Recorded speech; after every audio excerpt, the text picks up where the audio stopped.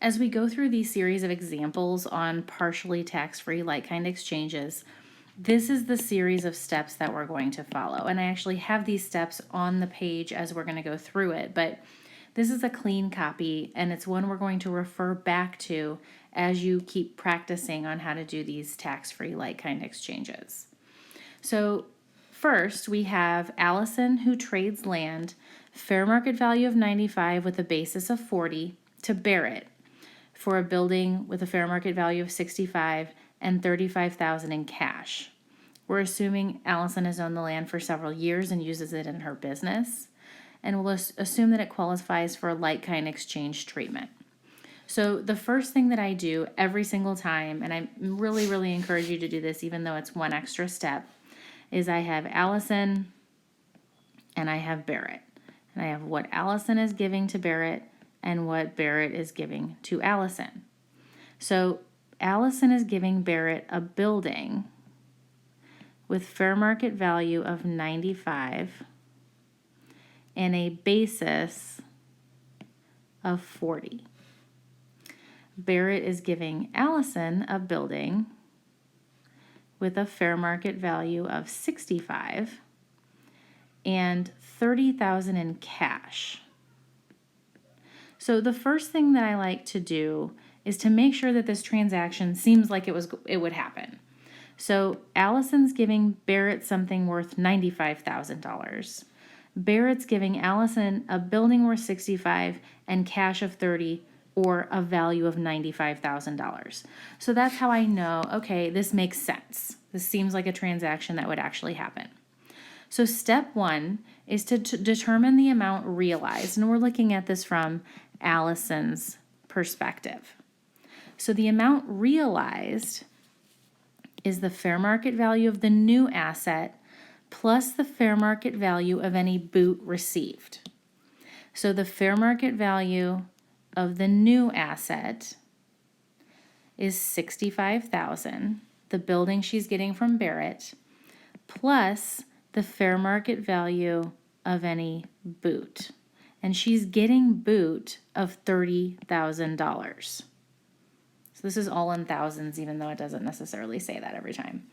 So what she's getting, the amount realized, is $95,000. Next, we determine the basis in the property she transferred to the other party. The basis is her old basis plus the fair market value of any boot given. So the adjusted basis in the old asset is 40, the 40 that she had in the building that she is giving to Barrett, and the fair market value of any boot given. She's not giving any boot in this problem. So her basis in the transferred property is 40. Next, we determine the realized gain or loss. So we just look at the 95 we calculated in part 1 minus the 40, her basis that we calculated in part 2. And that gives us the realized gain of $55,000. So what's really happening is there's a gain of $55,000. We're going to figure out, does she have to recognize that on her tax return? So the next step is we determine any boot received. So think about, for Allison, is she receiving any boot? Yes. She's not getting any type 1 boot, so there's no liabilities assumed for her by the other party, but she is getting some cash. So the boot received is 30. Now we determine the recognized gain or loss, and so I'm going to highlight this in a different color. The recognized gain or loss is the lesser of the realized gain or loss or boot received. We always are going to defer the loss. So if there's a loss, we defer that every time. So the recognized gain in this problem is the lesser of the realized gain, which is 55, or the boot received, which is 30. So the recognized gain is 30. What type of gain is it going to be? we're going to consider depreciation recapture, but we're thinking about how she used the property. And so it's going to be 1231 gain. She used it in her trader business and held it for more than a year. All right, then we determine if there is any deferred gain. The deferred gain is the realized gain minus the recognized gain.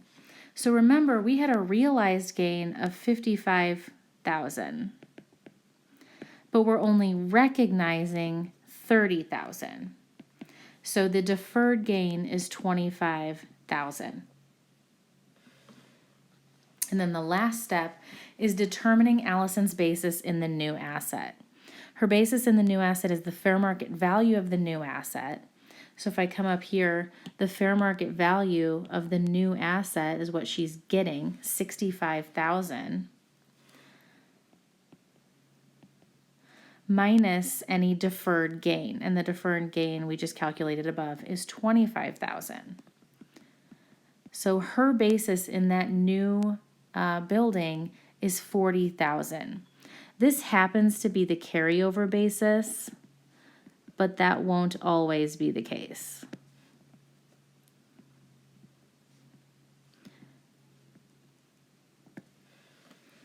All right, so she will pay tax on $30,000 of a gain, and the rest she'll pay tax on when this new asset is sold and her basis is only $40,000.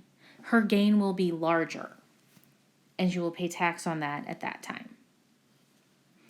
All right, let's look at the next example. So Emily trades a warehouse with the fair market value of $187, original cost of $132, and accumulated depreciation of $56 to Jason for an office building fair market value of $178 and computer equipment worth $9,000. Emily uses the warehouse in her business, a sole proprietorship, and she's owned it for 3 years. We're going to assume it qualifies as like-kind exchange. And what's the realized gain or loss and the recognized gain or loss for Emily? So we have Emily and Jason. Emily is giving Jason a warehouse, fair market value $187, cost $132, and depreciation of $56. Jason is giving Emily a building, an office building, fair market value $178, and then he's also giving her computer equipment that's worth $9. Okay, so I really think it helps to draw out what's happening and who's giving whom to what. All right, so number one, determine the amount realized. So we're looking at this from Emily's perspective, and we're determining the amount realized. What is she getting?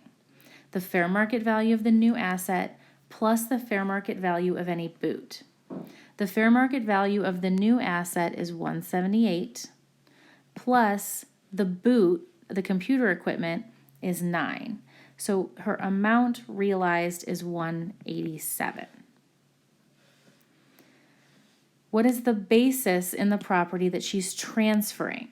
So her basis is her basis in the old asset plus the fair market value of any boot given to the other party. So her basis in the old asset, we're first going to have to figure out, she paid $132 for it. The depreciation is $56. So that would be $76. And we would add in the fair market value of any boot given to the other party, but there is no boot, so it's just $76. The realized gain or loss, the amount realized is $187 that we just calculated, minus her basis in the transferred property, $76, gives us $111 gain realized. Now, the boot received. We're netting type 1 and type 2 boot. In this problem, there is no type 1 boot. She's only getting type 2 boot, the computer equipment. So boot received is 9. The recognized gain or loss is the lesser of the realized gain or boot received. So boot received is lower, so she's going to recognize a gain of 9. What character would that gain have? Because she's a sole proprietor and it's a building, we would have unrecaptured 1250 at the 25%. Her deferred gain or loss is the realized gain or loss. So in this problem, the realized gain or loss was 111 minus the recognized. So she's recognizing 9.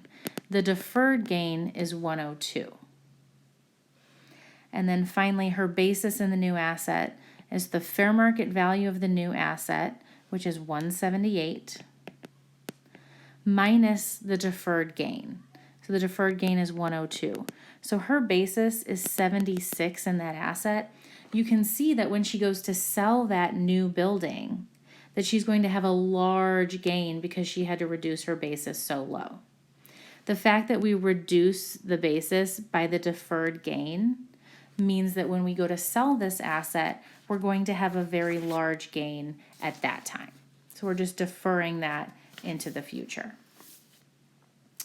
All right, let's do this other example. We have Ben who trades a building. So here's Ben and we have Erica. So Ben trades a building with a fair market value of $130,000. Cost was $200 and depreciation is $40. So he trades that to Erica for a building with a fair market value of $110. And Erica assumes Ben's mortgage of $20.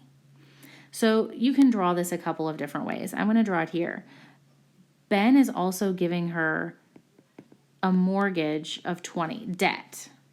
Okay, so I'm drawing it this way because he's giving it to her, but let's see if this makes sense. He's giving her a building worth $130, but it's subject to $20 of debt, so it's really $110, and then she's giving him something with a fair market value of $110. That makes sense. All right, so we're going to look at this from Ben's perspective. So we're going to have Ben here, and we're first going to ask ourselves, what is the amount realized for Ben? The fair market value of the new asset, what does he get? So fair market value of the new asset, 110, plus the fair market value of any boot received. So this is what's different. When someone takes on liability for you, that is boot received. So she's taking on $20,000 in his mortgage. That is boot received for him. So he realizes $130,000. The basis in the property transferred to the other party. We have the adjusted basis in the old asset. So we had a cost of $200 minus the depreciation of $40, so $160. Plus the fair market value of any boot given to the other property, or the other party, I'm sorry. He's not giving her any boot, okay? So it's just going to be $160. We determined the realized gain or loss, so the amount realized, $130, minus his basis in the property, $160. So now we have a loss of $30.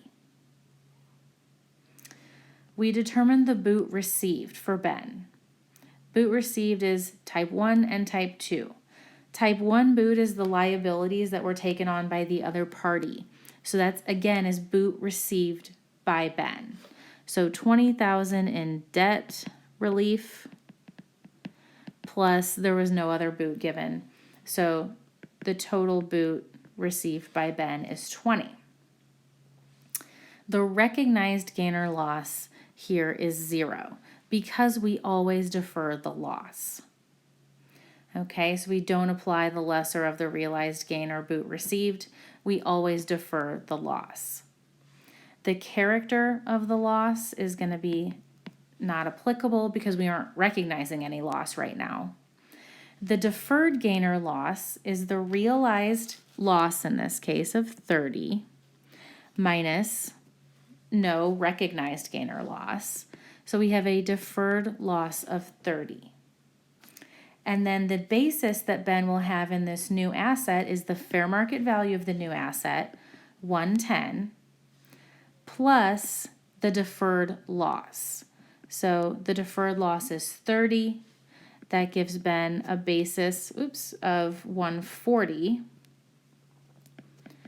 And because his basis is increased by the deferred loss, when he goes to sell the asset, that is when that loss will be embedded in his new gain or loss that happens when he goes to sell it.